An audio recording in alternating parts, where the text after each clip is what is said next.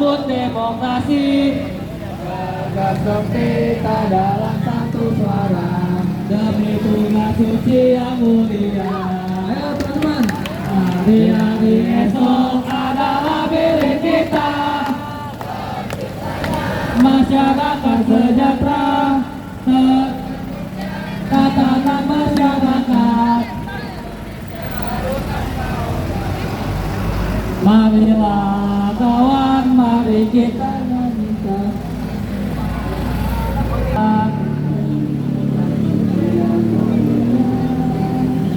Hari-hari esok adalah milik kita. Terciptanya masyarakat sejahtera, tatanan masyarakat Indonesia. Marilah kawan, mari kita di tangan kita tergenggam arah bangsa. Marilah kawan, sebuah lagu tentang kebebasan Indonesia. Jakarta, 28 Februari 2024. Bismillahirrahmanirrahim. Saudara-saudara sebangsa dan setanah air, izinkan kami meneriakkan salam perjuangan. Hidup mahasiswa, hidup perempuan, hidup rakyat Indonesia. Bahwa sesungguhnya telah tercantum secara tegas dalam pasal 1 ayat 1 Undang-Undang Dasar Negara Republik Indonesia tahun 1945 yang menyatakan bahwa negara Indonesia adalah negara kesatuan yang berbentuk republik. Maknanya, sejak Indonesia merdeka, para pendiri bangsa ini secara sadar telah memilih jalan negara ini berbentuk negara republik, bukan negara kekuasaan, apalagi negara kerajaan atau monarki. Sebagai negara republik, atau dalam bahasa Latin disebut res publica, memiliki makna negara dibentuk untuk melayani publik, mendengarkan rakyat, mengutamakan kepentingan rakyat, melayani rakyat banyak, bukan melayani penguasa, apalagi melayani elit predator. Realitas semangat publik saat ini dirusak oleh para penguasa dan elit yang memanipulasi hukum dan merusak moral berbangsa dan bernegara. Etika tidak lagi dijunjung tinggi hingga hampir seluruh proses penyelenggaraan pemerintahan. Elit nasional tidak lagi menjadi teladan yang dapat kita contoh. Faktanya memang berbagai pelanggaran dan persoalan terus ditampakkan dalam episode kekuasaan saat ini. Misalnya, merajalelanya korupsi, kolusi, dan nepotisme dengan indeks yang skor hanya 34. Kondisi hak asasi manusia atau HAM dengan skor merah hanya 3,2. Celakanya, para penyelenggara HAM sampai saat ini tidak pernah diadili.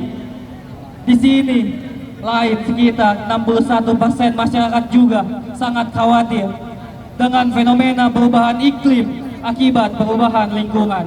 Kondisi pendidikan juga berdasarkan data Program for International Student Assessment atau PCI, kualitas saat ini terendah dalam 17 tahun terakhir.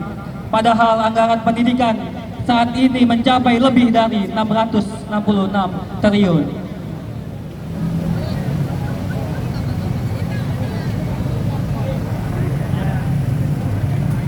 Pada ranah demokrasi, indeks demokrasi kita juga masih masuk dalam kategori cacat atau flawed democracy. Apalagi kini semakin cacat dengan tiadanya moralitas dalam proses elektoral 2024. Sejak adanya putusan Mahkamah Konstitusi MK nomor 90 tahun 2023 yang kemudian diputuskan oleh Ketua MK yang melanggar etik berat. Indeks kebebasan sipil juga sangat memprihatinkan karena rapotnya masih merah, skornya hanya 5,5. Apalagi saat ini ketika pembungkaman dan represi masih terus dilakukan oleh aparat.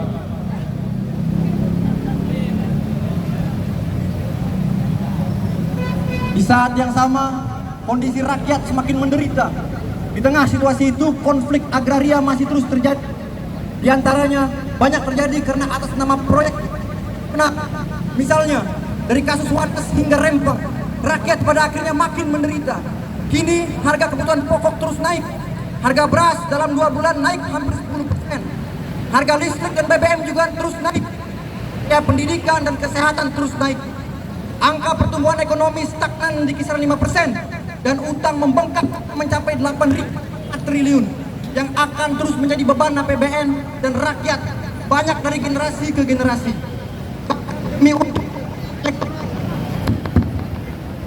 Penguasa nekat memberikan atau bantuan sosial dan menggelontarkannya menjelang hari pemilihan umum. Padahal tidak ada rencana anggarannya dalam APBN 2024 yang digelontarkan bulan Februari 2024 itu. Artinya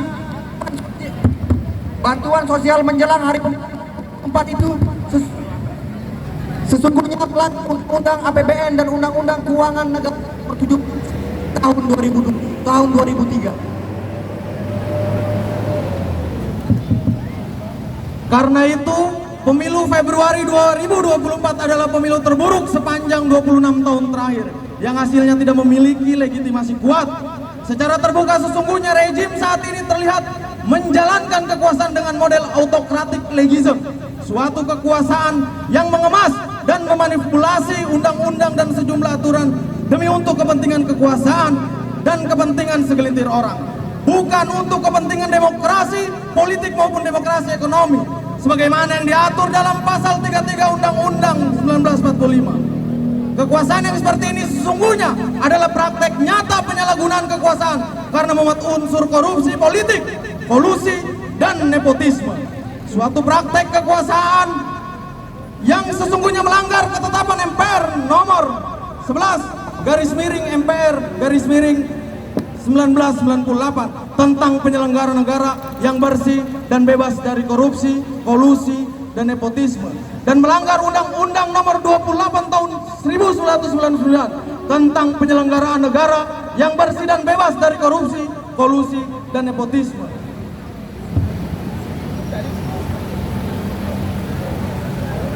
Situasi salah urus negara yang kami kemukakan di atas itu semua bermuara pada terjadinya pengabaian penguasa terhadap hal yang bersifat etik dan moral, meluasnya manipulasi hukum, pengabaian konstitusi, dan pengkhianatan pada negara yang dilakukan kehidupan berbangsa dan bernegara, bahkan merusak moral generasi muda. Sebab penguasa terlihat mempertontonkan bahwa mengabaikan moralitas itu tidak apa-apa, melanggar etika berat itu tidak apa-apa. Ini berbahaya bagi masa depan bangsa dan negara, karena negara berjalan tanpa panduan moral. Saudara-saudara negara yang berjalan tanpa panduan moral dalam mengelola negara pada akhirnya akan terjerumus pada jurang kehancuran. Rezim yang tidak bermoral berarti ia telah menghancurkan Akademika Universitas Negeri Jakarta. Negara ini tentu ini menimbulkan kegelisahan kolektif. Kami, keluarga besar Sivitas Guru Besar Sivitas Akademika Universitas Negeri Jakarta yang terdiri dari mahasiswa, dosen, dan guru besar merasakan kegelisahan rakyat banyak itu.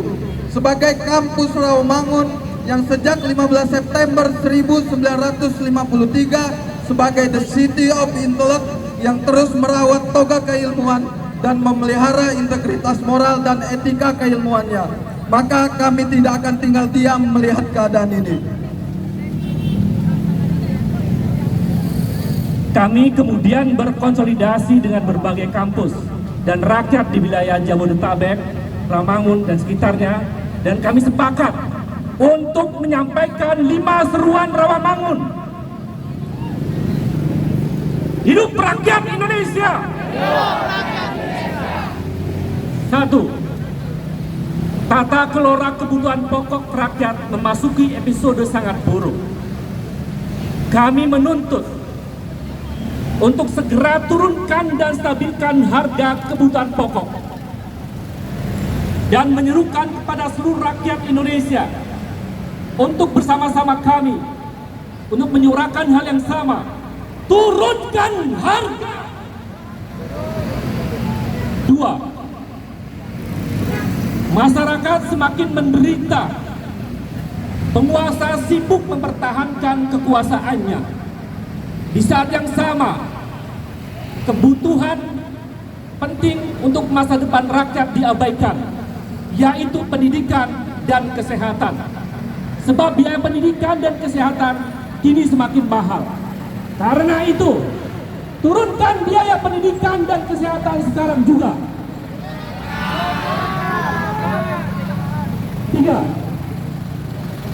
Penguasa yang tidak mengindahkan moral dan etika dalam bernegara sangat penting untuk diberikan hukuman berat agar memberi efek jerak kepada siapapun yang jadi penguasa berikut.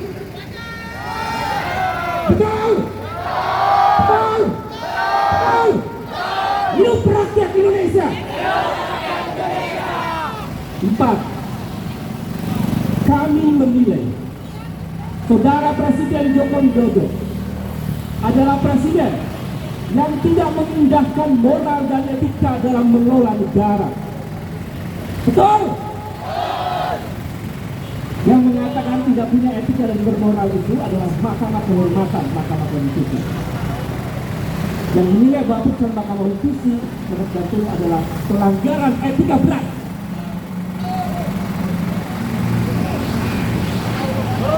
Kami menilai Presiden Joko Widodo adalah presiden yang tidak mengindahkan moral dan etika dalam mengelola negara. Telah nyata-nyata menumbuh suburkan korupsi, kolusi, dan nepotisme dengan data skor indeks korupsi 34. Lalu memanipulasi hukum dan bahkan melanggar undang-undang. Maka Joko Widodo harus diberikan hukuman berat, yaitu mundur dari jabatannya.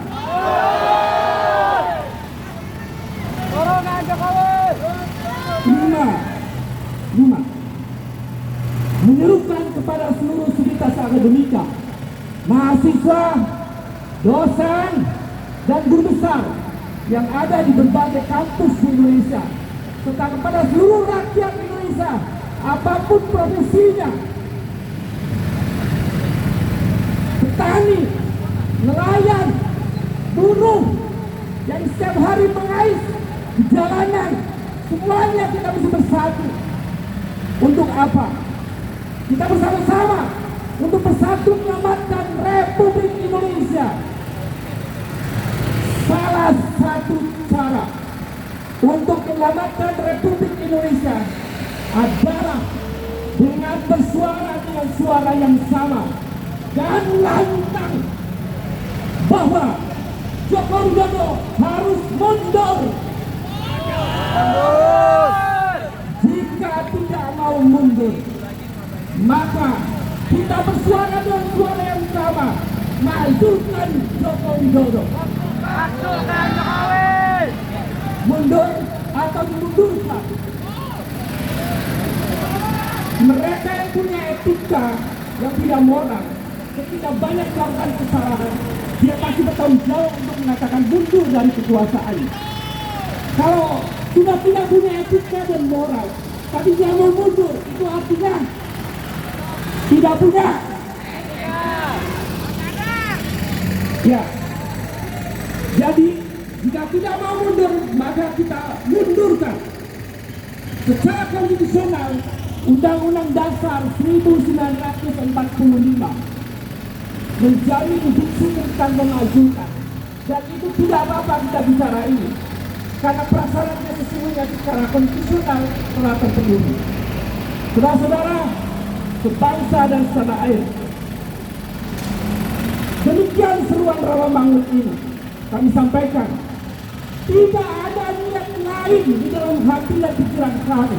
Sekali lagi, tidak ada niat lain di dalam hati dan pikiran kami, kecuali kami melihat banyak rakyat yang meneteskan air mata, banyak rakyat yang bunuh diri.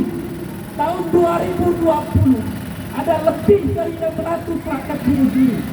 Tahun 2022 ada lebih dari 900 rakyat bunuh diri. Tahun 2023 lebih dari 1.200 rakyat bunuh diri.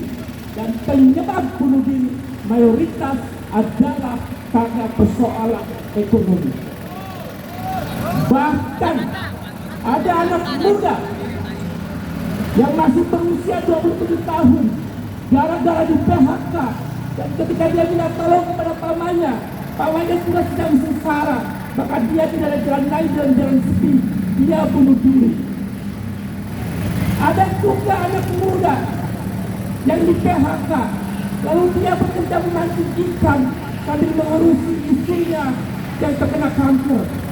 Lalu dia mengalami peristiwa yang membatin, kesedihan yang mendalam, lalu dia bunuh diri.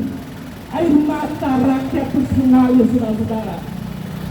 Karena itu tidak ada niat lain kecuali kami semua menginginkan agar Indonesia betul-betul menjadi negara republik, negara yang melayani rakyat, bukan negara yang melayani penguasa, apalagi melayani oligarki predator.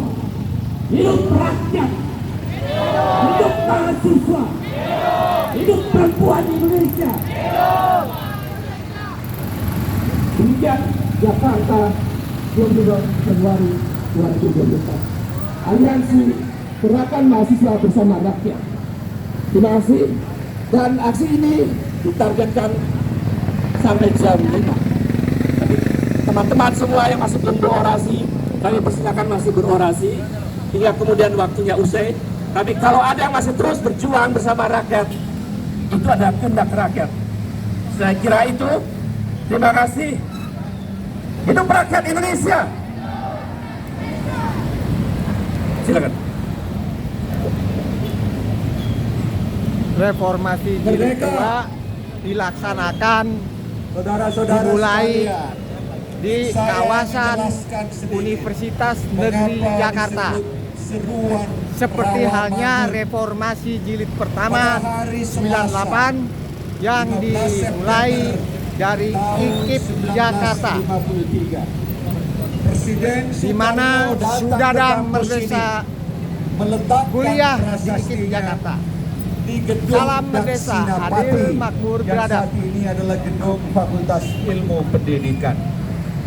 Dituliskan di situ hari ini diresmikan Kota Mahasiswa Jakarta oleh Presiden Republik Indonesia Dr. Insinyur Soekarno. Maknanya adalah bahwa kawasan Rawamangun ini menjadi the city of the intellect. Karena waktu itu dari kampus ini ada kampus di Makassar untuk Fakultas Ekonomi dan Hukum, ada kampus kedokteran dan kedokteran gigi di Surabaya, ada kampus teknologi di Bandung, ada kampus pertanian di Bogor, kampus Rawamangun sebagai the city of the intellect mestinya mencakup seluruh kampus-kampus di tanah air. Semoga suara Rawamangun ini terdengar kepada seluruh hati kampus di seluruh pelosok negeri ini. Demikian, selamat terus berjuang untuk mewujudkan idealisme akademik kampus yang telah digaungkan Bung Karno. Karena ini kita tahu penerus perjuangannya di kampus kita masing-masing. Semoga idealisme ini tidak akan pernah hidup hingga kapanpun. Terima kasih. Assalamualaikum warahmatullahi wabarakatuh. Satu lagi ada peristiwa bersejarah di sini, yaitu tanggal 2 Mei tahun 1998. Disinilah titik jalan di mana mahasiswa bersama rakyat bergerak. Dan banyak darah yang mengalir di jalan ini. Artinya bahwa ruh perjuangan rakyat dan mahasiswa harus dijaga dan terus kita bersama rakyat memperjuangkan dengan Republik yang berjalan menuju Undang-Undang Dasar 1945. Di belakang ada sedang membakar ban. Bakar ban ini adalah simbol perlawanan, bahwa api perlawanan rakyat masih akan terus menyala sepanjang air mata rakyat masih mengalir, bahwa bara api semangat rakyat masih akan terus menyala sepanjang kekuasaan mengabaikan etika dan moralitas, bahwa api perlawanan akan terus menyala ketika kekuasaan terus berpesta korupsi di tengah rakyat yang susah cari pekerjaan. Kepada adik-adik mahasiswa dan pelajar di pinggir jalan, kepada rakyat yang ada di pinggir jalan, kepada perempuan yang ada di pinggir jalan, kepada bapak-bapak, ibu-ibu, termasuk aparat kepolisian yang mengawal atau mengamankan lalu lintas, kita patut beri penghargaan kepada aparat kepolisian. Tapi kami tertahan aparat. Tetapi ketika aparat kemudian melakukan tindakan represi terhadap orang-orang baik yang berjuang, maka tidak ada satu kata kecuali lawan. Kawan-kawan, jaga semangat api perlawanan ini